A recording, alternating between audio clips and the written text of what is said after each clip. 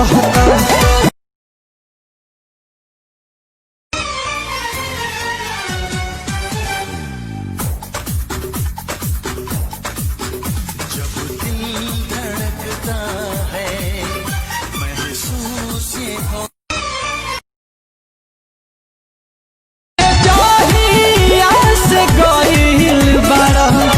गोदी में खेला के लइका तोहरे के पापा कहता, हमरा सैया जी के चाचा कहता।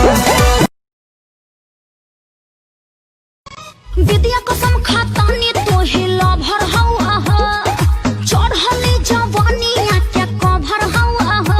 अरे जान गइनी कवाना कट घरी के बारू, दिल के आराम नावा पर फेर देलू झाड़ू। एक काम कर, चुपचाप जाओ ना, डिब्बा में फोन दिया था ना, जल्दी आके वापस कर।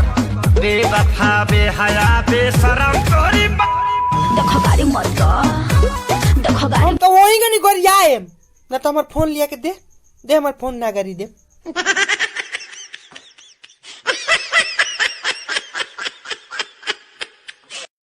सुधावा पियावा तानी के तनो ना सुधरत धाचवा। सुधावा पियावा तानी के तनो ना सुधरत धाचवा। माई हाली से नहीं हरि बोलाले मरद हमर बात हवा। माई हाली से नहीं हरि बोलाले मरद हमर बात। जतरा बनवला चुमा लेके गइलो काल में, अबे तहरा चिंता नहीं खेबानी कवना हाल में।